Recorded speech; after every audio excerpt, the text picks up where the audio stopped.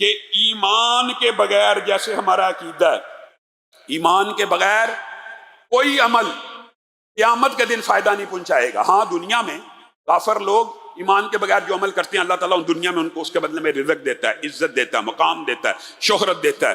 بعض آیات تو اس بات کے اوپر دلالت کرتی ہیں کہ اگر مومنوں کے دلوں کا اللہ کو خیال نہ ہو تو اللہ کافروں کے گھروں کی سیڑھیاں بھی سونے اور چاندی کی بنا دے۔ یہ دنیا کے اندر ان کو ان کے اعمال کا بدلہ دیا جاتا ہے، لیکن ایمان کے بغیر عمل اللہ کے ہاں قیامت کے دن قابل قبول نہیں ہے۔ ہمارا یہ عقیدہ ہے کہ ان الدین عند اللہ الاسلام، اللہ کے ہاں دین صرف اسلام ہے، اس کے علاوہ اب جو بھی ہے اس کا حبام منصورہ ہو جانے ہیں سارے کے سارے اعمال قیامت کے دن۔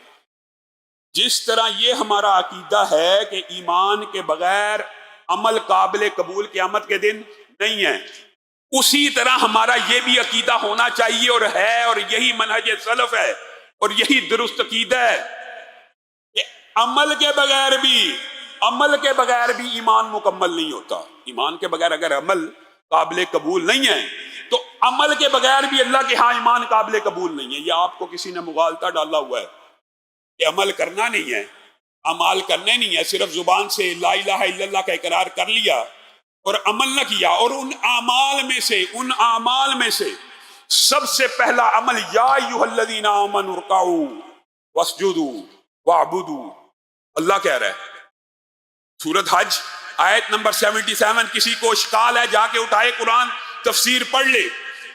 اے ایمان والو، عمل کی ابتدا کہاں سے کرنی ہے؟ نماز سے۔ یہ سورۃ حج آیت نمبر 77۔ عمل کی ابتدا اسلام میں کہاں سے ہونی ہے؟ نماز سے۔ پہلے رکوع کا ذکر، پھر سجدے کا، پھر عبادت کا، یعنی عبادت ہے ہی نماز، اللہ کے ہاں ابتدا ہی یہاں سے ہوتی ہے۔ وَافْعَلُوا الْخَيْرَ، اس کے بعد کوئی نیکی کا عمل کرنا چاہتا کر لے۔ جیسے اللہ نے رسولوں کو حکم دیا تھا، یہ بالکل اس سے مطابقت رکھتی ہوئی آیت ہے۔ یا ایھا الرسل کلوا من الطیبات واعملوا صالحا، پہلے حلال کھاؤ پھر نیک عمل کرو۔ اسی طرح ایمان والوں کو مخاطب ہو کے اللہ نے کہا پہلے نماز پڑھو پھر نیک عمل کرو۔ اگر انسان یہ سمجھتا ہے کہ میں نیک عمل کرتا چلا جا رہا ہوں، نماز میں نے پڑھی نہیں، میرا عمل قابل قبول ہے، وہ جاہل ہے۔ اس کو اسلام کے بارے میں کسی نے مغالطہ ڈال دیا، وسوسہ ڈال دیا۔ میرے بھائیو، یہ باب سخت ہے، اور آپ لوگ علماء سے اور مولویوں سے یہ شکوہ کرتے ہیں، یہ جی اسلام سے متنفر کرتے ہیں۔ اللہ کی قسم آپ کو اسلام کی دعوت دیتے ہیں، کیونکہ صحابہ کا اس بات کے اوپر اجماع تھا، جو بندہ نماز نہیں پڑھتا وہ اسلام سے خارج ہے۔ اتنی سخت بات ہے سخت، لیکن یہ سخت بات اس لیے کہ آپ پڑھیں، اس لیے نہیں ہے جی اسلام بڑا سخت ہے، اس لیے نہیں بتایا جاتا کہ اسلام بڑا سخت ہے، اب پڑھنی ہی نہیں ہے جی، نماز پڑھے بغیر جی بندہ مسلمان نہیں ہوتا تو میں نے پڑھنی ہی نہیں۔ یہ عجیب رزلٹ لوگ نکالتے ہیں۔ اگر نماز کے بغیر اسلام نہیں ہے تو بھائی نماز پڑھو، اس لیے بتایا جا رہا ہے کہ نماز پڑھو۔ بین العبد والکفر ترک الصلاۃ، رسول اللہ صلی اللہ علیہ وسلم کا فرمان ہے۔ صحابہ کے فتوے کی بات تو بات کی ہے کہ بندے اور کفر کے درمیان فرق کرنے والی چیز یا ایک انسان کو کافر بنانے والی چیز ترک الصلاۃ ہے، نماز کو ترک کر دینا۔ بین العبد والشرک، شرک اور بندے کے مابین جو چیز انسان کو مشرک بنا دیتی ہے وہ کیا ہے؟ نماز ہے۔ وَأَقِيمُوا الصَّلَاةَ وَلَا تَكُونُوا مِنَ الْمُشْرِكِينَ، اللہ کہہ رہا ہے، اللہ کی بھی نہیں ماننی۔ فَإِن تَابُوا وَأَقَامُوا الصَّلَاةَ وَآتَوُا الزَّكَاةَ فَإِخْوَانُكُمْ فِي الدِّينِ، قرآن کی آیتیں واضح ہیں۔ ایک تو آپ کہتے ہیں، یہ لوگ سمجھتے ہیں کہ یہ فلسفہ جی مولویوں نے بنایا۔ اللہ کی قسم مولویوں کو کیا ضرورت ہے بنانے کی؟ اللہ کے رسول کہہ رہے ہیں مَن تَرَكَ الصَّلَاةَ مُتَعَمِّدًا فَقَدْ كَفَرَ، یہ مولوی کا فتویٰ ہے کہ جس نے جان بوجھ کر نماز چھوڑی اس نے کفر کر لیا۔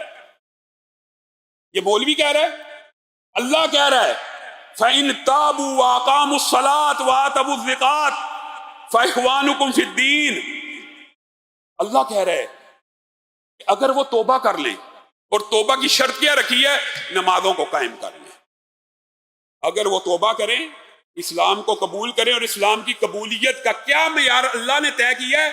اگر وہ نمازوں کو قائم کریں اور زکوٰۃ کو ادا کرنا شروع کر دے تو تمہارے دینی بھائی ہیں۔ اور دوسری آیت میں کیا کہا؟ فَخَلُّوا سَبِيلَهُمْ فَإِن تَابُوا وَأَقَامُوا الصَّلَاةَ وَآتَوُا الزَّكَاةَ، اگر وہ نمازوں کو قائم کر دیں اور زکوٰۃ دینا شروع کر دے، فَخَلُّوا سَبِيلَهُمْ، ان کا راستہ چھوڑ دو، پھر وہ تمہارے مسلمان بھائی ہیں۔ مَن تَرَكَ الصَّلَاةَ مُتَعَمِّدًا فَقَدْ كَفَرَ، ایک روایت میں تو ہے نا اس نے کفر کیا، اور ایک روایت میں فَقَدْ كَفَرَ جِهَارًا، اس نے اعلانیہ کفر کر دیا، اس نے اپنے آپ کو علی الاعلان بتلا دیا میں ملت اسلامیہ سے باہر ہوں۔ جس نے نماز کو ترک کیا اس نے اعلان کر دیا کہ میں ملت اسلامیہ کا حصہ نہیں ہوں، میں مسلمان نہیں ہوں۔ لا دین لمن لا صلاۃ لہ، اس کا کوئی دین نہیں جس نے نماز نہیں پڑھی۔ لا سہم فی الاسلام، اس کا اسلام میں کوئی حصہ نہیں ہے جس نے نماز نہیں پڑھی۔ یہ میری بہنیں، بیٹیاں اور بیٹے، اگر یہ نماز کے بغیر، عمل کے بغیر آپ نے کیسے تصور کر لیا ایمان مکمل ہے ہی نہیں۔ اعمال بالجوارح، اعمال کر کے، عمل کر کے ہی بندہ مسلمان بنتا ہے۔ ہم نے یہ سمجھ لیا کہ صرف کلمہ پڑھ لیا ہے، رسول اللہ صلی اللہ علیہ وسلم کی ختم نبوت کا اقرار کر لیا ہے، ہم بڑے پکے سچے مسلمان ہیں۔ یہ شیطان کا مغالطہ اور دھوکہ ہے، یہ کسی مولوی کا فتویٰ نہیں ہے۔ اللہ کی قسم یہ اللہ کا، رسول اللہ کا، صحابہ کا، تمام امت کا اجماعی عقیدہ ہے، اور اللہ کی طرف سے عطا کردہ ہے، رسول اللہ کی طرف سے عطا کردہ ہے۔ صحابہ اور امت کو، علماء کو، جن کے بارے میں آپ تان و تشنیع کرتے ہیں، یہ جو علماء نے بڑا سخت مسئلہ بیان کیا۔ صحابہ اس کو پکا کافر سمجھتے تھے تو بندہ، اور آج یہ بات بھی یاد رکھ لیجئے، جو بندہ عقیدے کے اعتبار سے یہ بات سمجھتا ہے کہ میں 5 نمازیں نہ بھی پڑھوں، 4 پڑھ لوں، 3 پڑھ لوں، میرا دین مکمل ہے، اس کا یہ عقیدہ ہو کہ 5 نمازیں پڑھے بغیر بھی بندہ مسلمان رہتا ہے، 4 پڑھ لینے سے، 3 پڑھ لینے سے، 2 پڑھ لینے سے، 1 پڑھ لینے سے رہتا مسلمان ہی ہے، وہ دائرہ اسلام سے خارج ہے جس کا یہ عقیدہ ہے۔ ہاں، جس کا عقیدہ یہ ہے کہ 5 نمازیں پڑھنا فرض ہے اسلام میں، اور وہ نہیں پڑھتا، یہ بد عملی ہے، یہ ایک الگ قسم کی بد عملی ہے۔ وہ بھی اگرچہ جان بوجھ کے چھوڑ رہا ہے تو وہ عادی تارک صلاۃ ملت سے خارج ہو جاتا ہے، لیکن جس کا عقیدہ آج یہ بن گیا ہے، منکرین حدیث کا، نئے نئے فلاسفرز کا، دین احسان کے دعوے کرنے والوں کا، دین میں سہولتیں اور اعتدال کے فتوے دینے والوں کا، جی کوئی فرق نہیں پڑتا جی، آپ کوشش کرتے رہیں، بالآخر یہ واحد ایسا عمل ہے۔ رسول اللہ صلی اللہ علیہ وسلم نے اور کسی عمل کے اوپر نابالغ بچے کو مارنے کا حکم دیا ہے؟ بتائیے، نابالغ بچے کے اوپر کیا مار پیٹ تادیب کے علاوہ کسی عمل کے لیے ہے، یا اس کا حساب ہونا ہے؟ نابالغ ایک بچہ مر بھی جائے، وہ حساب کتاب سے بری ہے یا اس کا حساب کتاب ہونا ہے؟ حساب کتاب سے بری ہے، لیکن اس نابالغ بچے کے اوپر بھی رسول اللہ صلی اللہ علیہ وسلم نے کہا 7 سال کا بچہ کتنا کو ہوتا ہے، اس کو حکم دو نماز کا، اس کو ساتھ لے کے مسجد میں آؤ، اس کو ساتھ لے کے چلو، اور جب وہ 10 برس کا ہو جائے، بلوغت کے لفظ نہیں ہے، جب وہ 10 برس کا ہو جائے اور نماز پڑھنے تمہارے ساتھ مسجدوں میں نہ جائے، پھر اس کو ضرب بھی لگاؤ، پھر اس کو ڈانٹو ڈپٹو، ساتھ لے کے آؤ۔ بتائیے اور کس عمل کے بارے میں؟ باقی اعمال کے بارے میں آپ کو ملے گا ترغیب دو، صدقے کی، بچوں کے ذریعے بھی صدقہ کرو، روزے بچوں کو بھی رکھواؤ، قرآن بچوں کو بھی پڑھواؤ، حفظ بچوں کو بھی کرواؤ، باقیوں میں ترغیب ہے۔ واحد عمل ہے جس میں ڈانٹ ہے، مار ہے، حکم دیا جا رہا، وجہ تاکہ مسلمانوں کے بچے بچپن ہی سے اس ٹریننگ کے، اس عادت کے اندر مبتلا ہو جائیں کہ نماز چھوٹے ہی نہ۔ یہ بھی یاد رکھیے گا، نماز اول ہر بندے کے لیے عادت ہوتی ہے، عادت بنائیے۔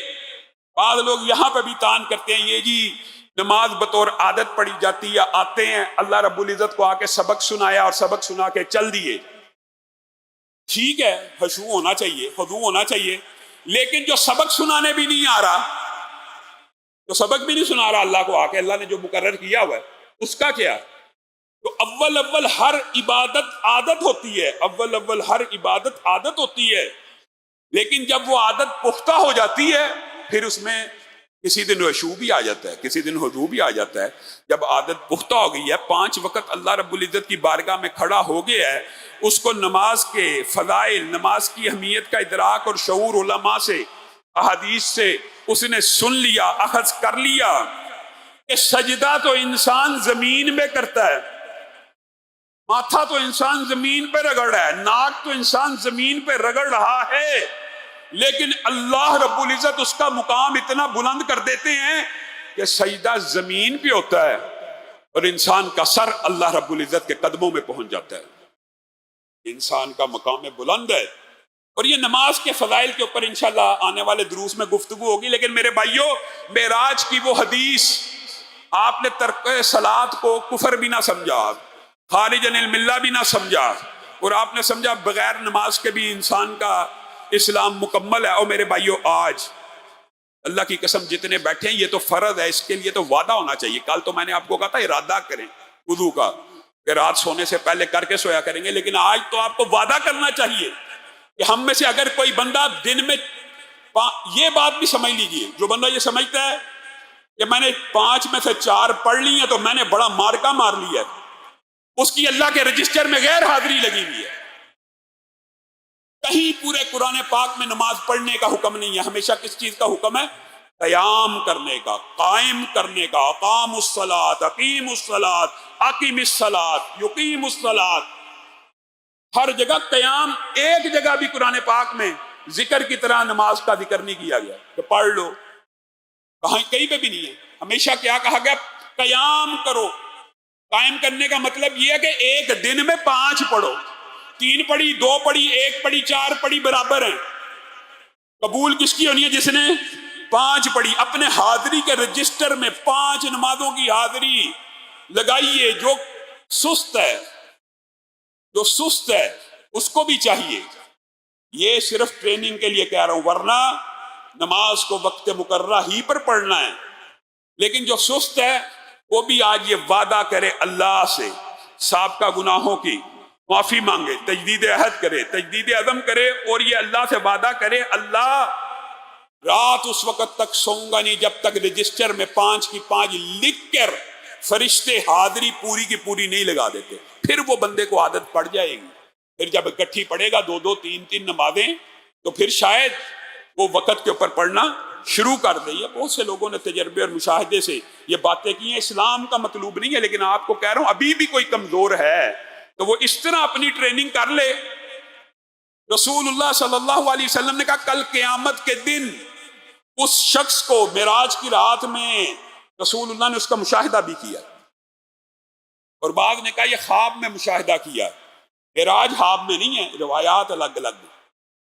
رسول اللہ صلی اللہ علیہ وسلم نے دیکھا کہ ایک شخص کے سر کے اوپر فرشتے گرز مار رہے ہیں، پتھر مار رہے ہیں، سر پھٹ جاتا ہے، بھیجا باہر آ گیا، دماغ اڑ گیا، پھر سر آپس میں مل گیا، پھر پھٹ گیا، پھر مل گیا۔ یہ کون ہے؟ دو روایات ہیں۔ ایک میں یہ ہے یہ قرآن سے غفلت کرنے والا اور نماز سے غافل ہونے والا، اور دوسری روایت میں صرف یہ ہے یہ فرض نمازوں کے وقت سوتا رہتا تھا، فرض نمازوں سے غافل تھا۔ اب مجھے ایک بات بتلائیے کہ جو بندہ فرض نمازوں سے غافل ہے اس کو معراج کی رات میں پتھروں کا عذاب ہو رہا ہے، کیا رسول اللہ صلی اللہ علیہ وسلم نے آپ کو یہ بات مجھے بتلا نہیں دی کہ کل قیامت کے دن سب سے پہلے جس عمل کا حساب ہوگا وہ کون سا ہوگا؟ نماز۔ جس کی نماز سیدھی ہو گئی اس کے باقی اعمال بھی سیدھے ہو جائیں گے، جو نماز میں پھنس گیا وہ آگے کیسے چلے گا؟